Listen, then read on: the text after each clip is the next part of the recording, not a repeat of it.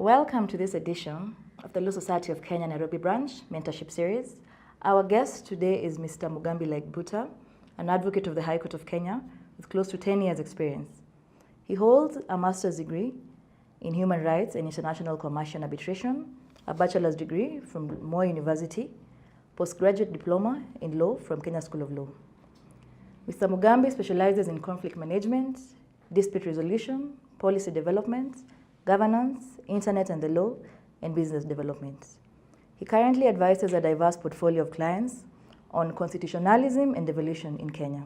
In addition, he serves as a lecturer in legislative drafting and legal writing at the Kenya School of Law. My name is Mugambi Laibuta. I have practiced law for over 9 years now.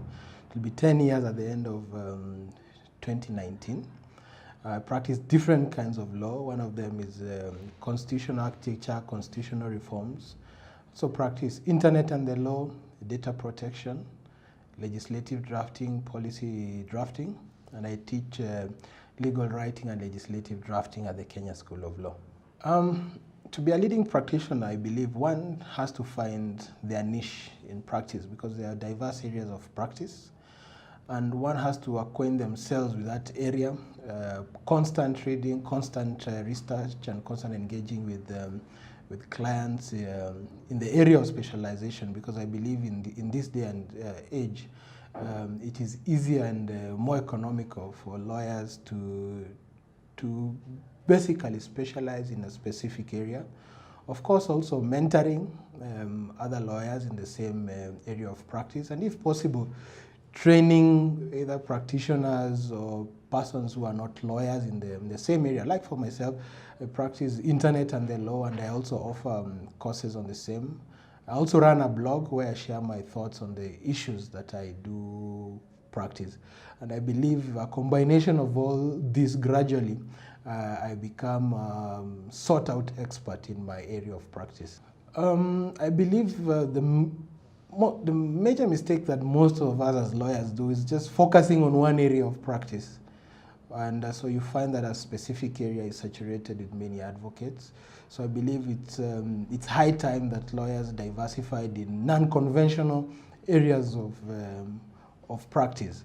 Another mistake that we do as lawyers is not cultivate good professional relationships with our clients and our colleagues. I believe we always need to be courteous, be polite, professional in terms of delivery of service, and providing service that is up to scratch and updated, because many of us tend to use the same kind of practice that we had 10 years ago is the same we are practicing today, where there's a lot of updated laws, regulation, policies, international best practices. So I would say basically most of us do not evolve into our practice, and that becomes a pitfall for most of us.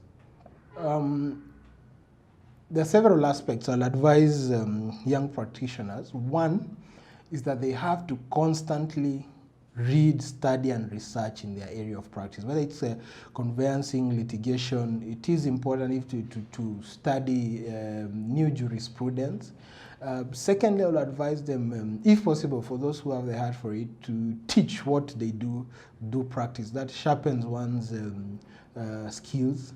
3 is to network a lot, and network not only with fellow practitioners but also potential clients out there, and having a diverse portfolio of people who will refer business to them, because I come to realize that a lot of work that we get as lawyers is through referrals.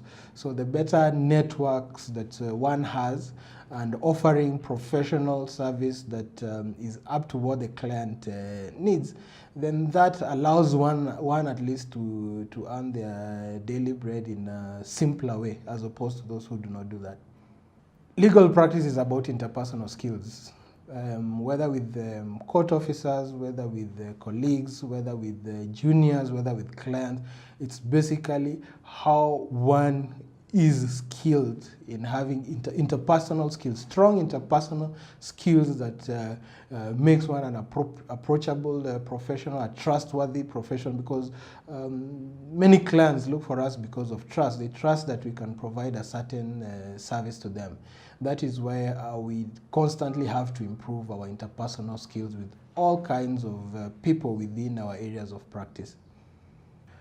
I think most of the pitfalls that I've had is that sometimes we take too much work than we can handle. We, we bite more than we can chew, but it is important, one, to always have a clear schedule of the work. I mean, the diary is very key for all of us. And to ensure that we prioritize our work. I'm sure some clients will feel that if you tell them that you're prioritizing other work, they may feel that you're looking down upon them. But prioritization is really very key. And then thirdly is to ensure that we deliver on time. If clients have set certain timelines, terms of references, we need to meet them. Those ones, and it's only through prioritization, having a clear schedule of activities from day to day, from week to week, from month to month, and having a projection. For example, if whatever work you're doing, have a projection of each month or each year, what kind of workload you have, can you take other clients or not, and also the issue of delegation. For advocates who are who really have established themselves, delegation can be in the form of having associates, too, can have pupils, can have interns, can have partners, and this ensures that the legal business grows.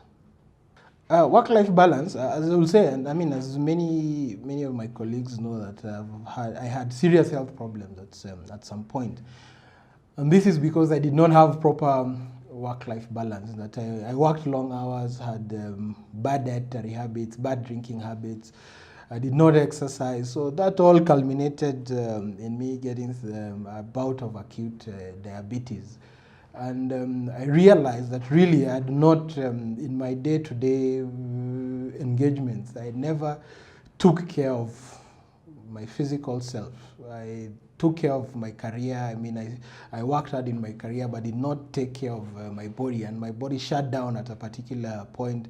I was in ICU for 2.5 days, HDU for 2.5 days due to diabetes. And this was a wake-up call for me that I really needed to change my whole lifestyle by living healthier through a healthy diet, through physical activity, constant physical activity. I work out 6 days in a week. I eat majorly a plant-based diet just to ensure that my blood sugars are in check. So my advice is to my colleagues that don't wait until you're in an ICU bed or in a hospital to take care of your health or to take care of your body. Diet, physical exercise doesn't need much. The same food that you take day to day could be, you could reorganize it and ensure that it's healthy. Physical activity, most of us live a sedentary lifestyle, so even walking for just 20 to 30 minutes a day will be good enough. For those who love going to the gym or jogging, just ensuring that each day there's some sort of physical activity and one maintains a healthy diet. And of course, this will be informed by someone's personal physicians, because not all diets and not all physical exercises work for each and every person. But my take-home point for everyone is that please take care of your bodies. You may make all that money as a practitioner and use all that money in hospital, or God forbid you pass on due to not taking care of your health. So as much as we take care of our profession, take care of our professional life, take care of legal businesses, let's also take care of physical, mental health.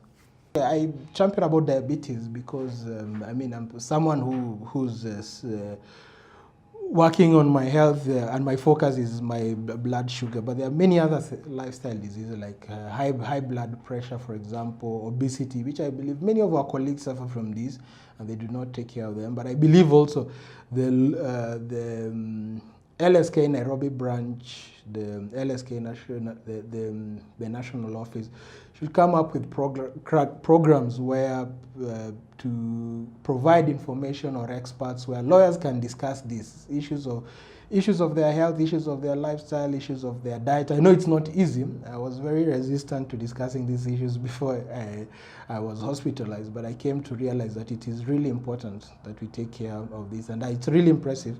The LSK Nairobi branch has a forum where lawyers go jog or walk and do yoga, so I believe such programs are key to all of us.